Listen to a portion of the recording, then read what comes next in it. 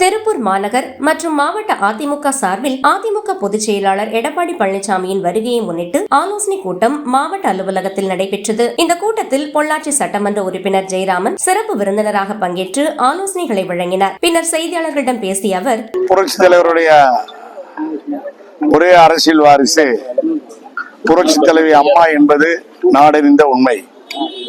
இப்போது புரட்சித் தலைவி அம்மாவினுடைய ஒரே அரசியல் வாரிசு என்பது அண்ணன் எடப்பாடியார் என்பதை ஊரும் உலகும் நாடும் மக்களும் பேசிக் கொண்டிருக்கிறார்கள்.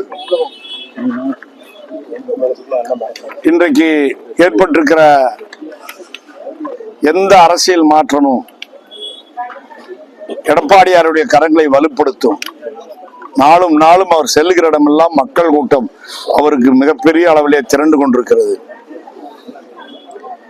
இன்றைக்கு திரு OPS அவர்கள் முதலமைச்சரோடு வாக்கிங் போகிறார்.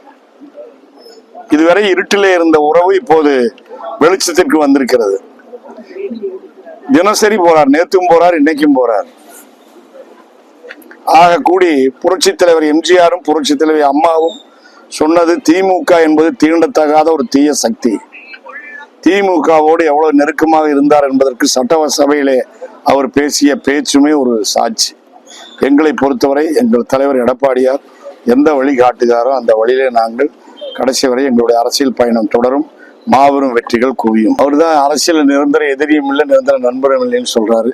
எங்களை பொறுத்தவரையில அதிமுக என்றால் இன்றைக்கு எடப்பாடியார் மிக வலிமையாக அவர் செயலாற்றி கொண்டிருக்கிறார். அவருக்கு பின்னாடி நாங்கள் எல்லாம் உண்மை தொண்டர்களாக இருந்து கொண்டிருக்கிறோம். கூட்டம் இன்றைக்கு கடல் அலை போல அவருக்கு குவிகிறது.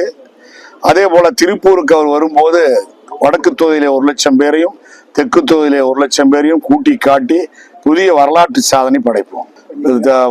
அதாவது போலீஸ் ஸ்டேஷன் லாக்அப் டெத்துகள், இதை போல பாலியல் பலாத்காரங்கள், இதை போல இப்போ ஃபாரஸ்ட்ல ஒன்றுதான் பாக்கி இருந்தது, அதுலயும் நடந்தாச்சு.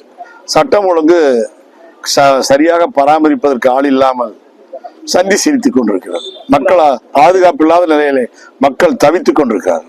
நீங்க அப்புறம் கேளுங்க, அதிமுக பொதுச் செயலாளர் அவர்தான். நன்றி, வணக்கம்.